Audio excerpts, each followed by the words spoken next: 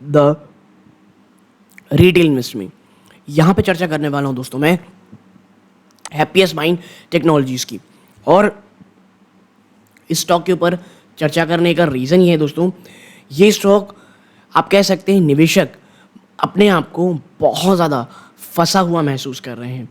निवेशक ये समझ नहीं पा रहे हैं कि अब इस स्टॉक में आगे क्या हो सकता है दोस्तों, और क्या यहाँ पे जो एक रेंज बाउंड ट्रेडिंग चल रही है क्या ये आगे भी जारी रहेगी, और जो Q2 के नंबर्स आए हैं वो किस ओर इशारा कर रहे हैं। प्लस यूएस में जिस प्रकार की स्लो डाउन देखने को मिल रही है या चर्चा हो रही है, उसका डायरेक्ट नेगेटिव असर आपको इस एक स्टॉक में देखने को मिलेगा।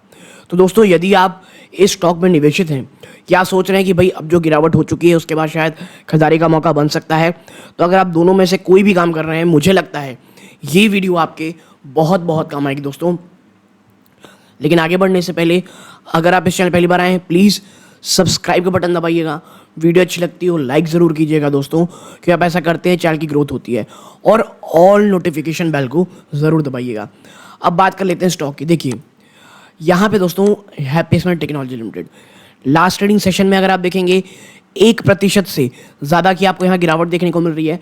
और आप देखेंगे जो गिरावट है ये पहली बार नहीं हो रही है, अब ये काफ़ी समय पुरानी होगी। पिछले 6 महीने में स्टॉक ऊपरी स्तरों से अगर मैं आपको दिखाऊं तो आप देखें करेंटली लगभग 16% गिरावट दिखा रहा है, बट जो एक दम में गिरावट शुरू हुई थी दोस्तों वो लगभग 20% के आसपास हुई थी।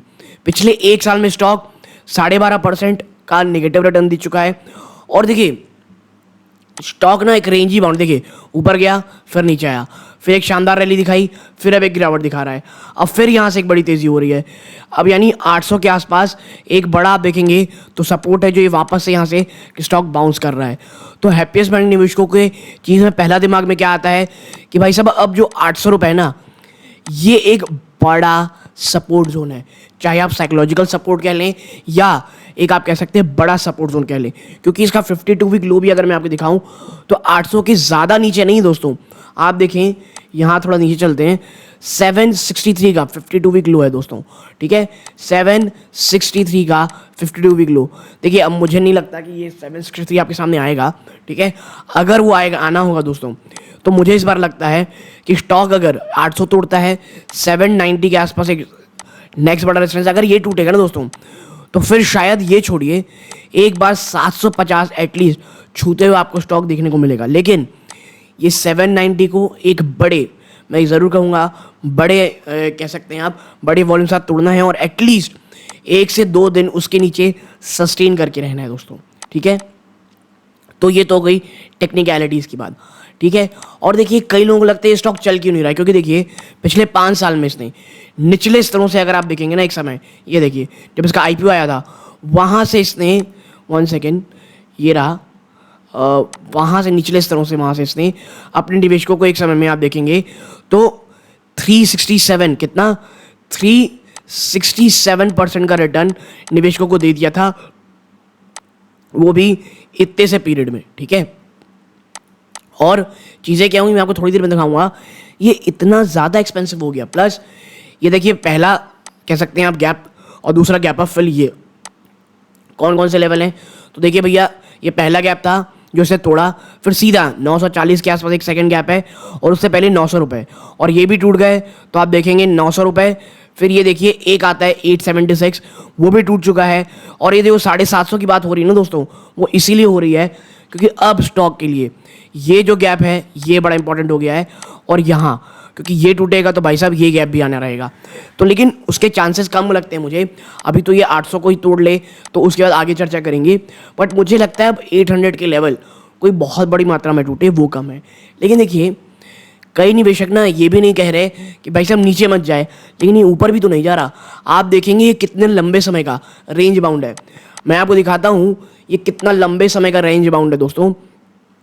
ये आप देखेंगे 868 जून 826 जून 2022, ठीक है, जिन्होंने भी निवेश किया होगा।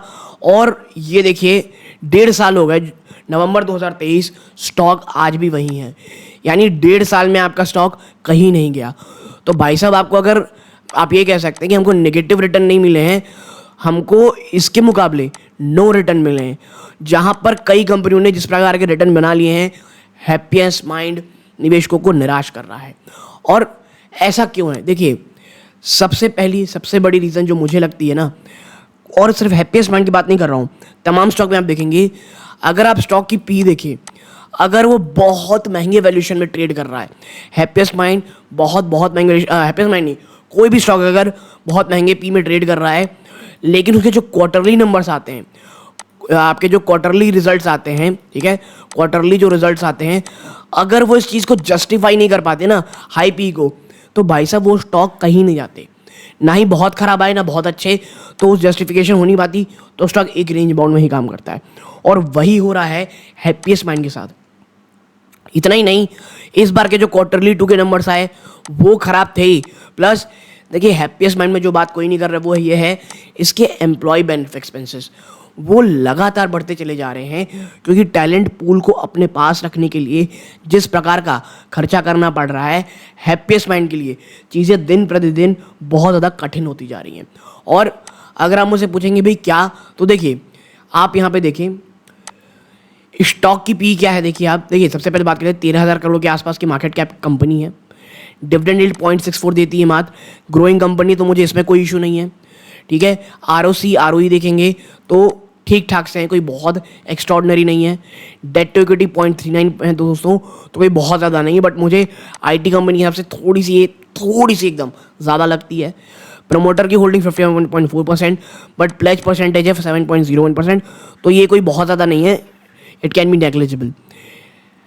स्टॉक की पी 58 से इंडस्ट्री की पी 38 है।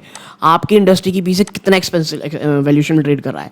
और यही कारण है कि आप जब नंबर इस प्रकार के नहीं लाते हैं जो आपकी पी को जस्टिफाई करें, तो आपको ऊपर जाने का चीज़ें काफ़ी हद तक स्टैगर्ड हो जाती हैं।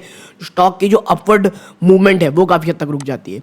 नो डाउट अशोक सुत्ता जी जिन्होंने ये कंपनी बनाई, बहुत ज़्यादा उनके पर भरोसा किया जा रहा है, बहुत एग्रेसिव किस्म के आप कह सकते हैं मैनेजमेंट में वो आते हैं, लेकिन अब वो जिस प्रकार की बातें करें, जिस प्रकार का नंबर वो डिलीवर नहीं कर पाते हैं।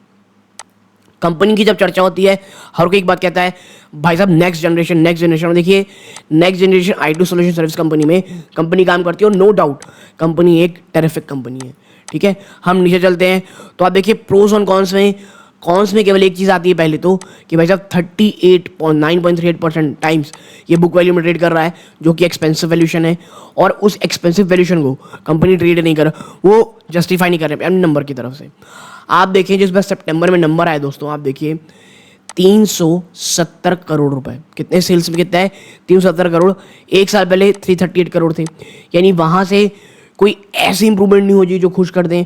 और सबसे निगेटिव चीज़ हुई ऑपरेटिंग प्रॉफिट मार्जिन, जो भाई साहब 25% हुआ करते थे, वो 20% से भी घट के इस बार मात्र 19% में आए हैं।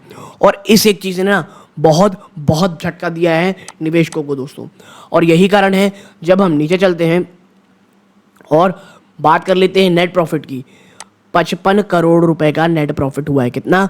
55 करोड़ रुपीस का नेट प्रॉफिट, जो एक साल पहले भी सेम 55 करोड़ था। यानी आप देखेंगे तो कहीं ग्रोथ आपको यहाँ नहीं दिख रही। देखिए 1 2 3 4 5 6 पिछले 6 क्वार्टर से कंपनी के नेट प्रॉफिट में कहीं से भी उस प्रकार की इंप्रूवमेंट नहीं दिख रही जो इस पी को जस्टिफाई कर सके। और यही कारण है कि हैप्पीएस्ट माइंड एक बहुत बड़ा सरदर्द निवेशकों में बना हुआ है।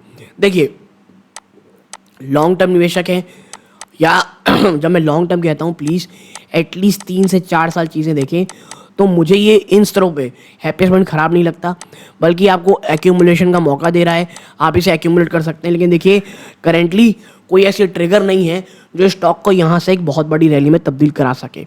ये चीज़ को ध्यान में रखिएगा, ठीक है, क्योंकि फिर चीज़ें बहुत ज़्यादा फ्रस्ट्रेट होते चले जाते हैं निवेशक, खासकर रिटेल निवेशक। और सबसे बड़ा प्रॉब्लम का जो रहता है दोस्तों, वो ये लगता है निवेशकों को कि यार मैं जो हूँ ये इसमें पैसे लगा के रखा हूँ, कहीं और लगा देते तो चल जाते।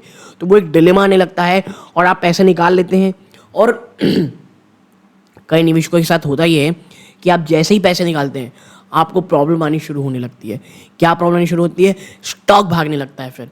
तो फिर इसीलिए दोस्तों अगर लंबे टर्म का सोच रखे हैं तो पहले सोचने से पहले खरीदार आप कह सकते हैं खरीदने से पहले सोचें, ना कि खरीदने के बाद, ठीक है।